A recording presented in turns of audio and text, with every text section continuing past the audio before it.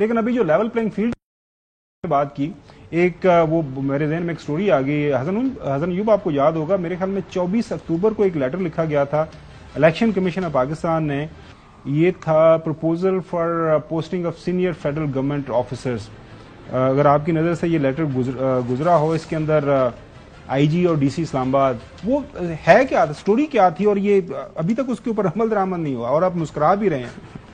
मतलब वो बात यह है कि वो निगरान प्राइम मिनिस्टर कहते हैं जी कि इलेक्शन कमीशन जो बात करते हैं इलेक्शन कमीशन के कंधे पर ले जाते हैं। कहते हैं इलेक्शन कमीशन जो कहेगा वो होगा। इलेक्शन जो है इलेक्शन कमीशन ने करानी है, साफ शफाफ गैर जानिबदार कराना उनकी जिम्मेदारी है, हमने असिस्ट करना है। अब इलेक्शन कमिश्नर जो है या इलेक्शन कमीशन पाकिस्तान जो लिख रहा है और उनको कह रहा है कि जी आप इन 2 अफसरान को ट्रांसफर करें, बल्कि इसके अलावा केपी के जो चीफ सेक्रेटरी हैं उनके ट्रांसफर के लिए भी उन्होंने उनको कहा हुआ है, लेकिन वो ट्रांसफर अभी तक नहीं हो रही। पता नहीं किस बात का इंतजार कर रही है। और सेकंड एक और बात भी है नहीं कि आज मतलब इसका क्यों नहीं हो रही, मतलब आपके पास खबर क्या है? आज गए थे सेक्रेटरी एस्टैब्लिशमेंट डिवीजन जो है वो चीफ इलेक्शन कमिश्नर से मुलाकात करी इलेक्शन कमीशन ने।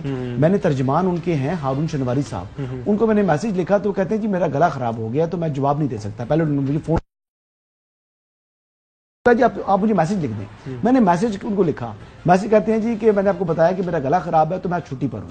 तो यानी अगर एक तर्जमान छुट्टी पर है तो इलेक्शन कमीशन का मौकफ कहीं नहीं जाएगा, यानी आप ले नहीं सकते इलेक्शन कमीशन का मौकफ। मतलब बड़े अफसोस की बात है। अब इलेक्शन कमीशन की ही जो अहकामात पर अमल दरामद के हवाले से सवाल था, अगर इसका जवाब इलेक्शन कमीशन नहीं देना चाह रहा तो मैं क्या कर सकता हूं, आप क्या कर सकते हैं? तो टाइप क्या टाइप गले से, मतलब वो तो उसके ऊपर यही मैंने उनको लिखा। उन्होंने पहले कहा कि I will reply you. Prime minister की भी मुलाकात हुई है चीफ इलेक्शन जी, प्राइम मिनिस्टर की भी हुई है कपल ऑफ डेज बैक मेरे ख्याल में। कल हुई है जी जय साहब, लेवल प्लेइंग फील्ड। आप आज गवर्नर हाउस लाहौर नहीं आए? वहां मियां नवाज शरीफ आपके जो आप फरमाना पसंद करते हैं, मैं तो नहीं करता कि जी वो गवर्नर हाउस में टिकटें बांट रहे थे, तो आप भी पहुंचे हेलीकॉप्टर के जरिए? नहीं, वो हसन भी बता रहे हैं कि वहां पे फातिहा पढ़ने के लिए, एहलिया की फातिहा के लिए जो गवर्नर साहब है उनकी। हाँ, तो क्या किन की फातिहा की?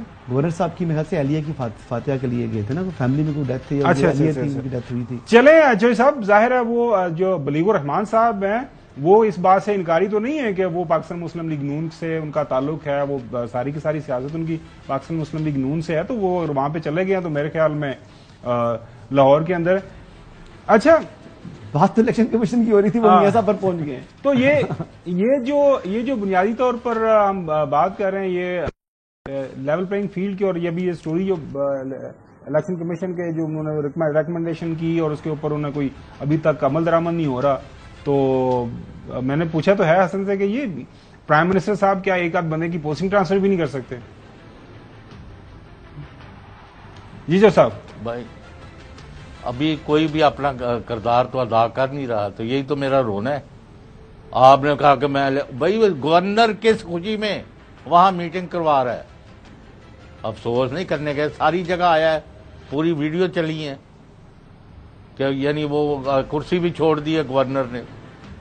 तो भाई इस तरह ना करें, इस तरह ग्लेयरिंग और नेकेड ब्लेटिंग तरीके से वायलेशन जो है वो इलेक्शन कमीशन भी देखे और अदालतें भी देखें कि इस मुल्क में अगर आपने इलेक्शन कराने और सब के लिए फ्री फेयर इम्पार्शियल, तो ये हरकतें बंद कराएं।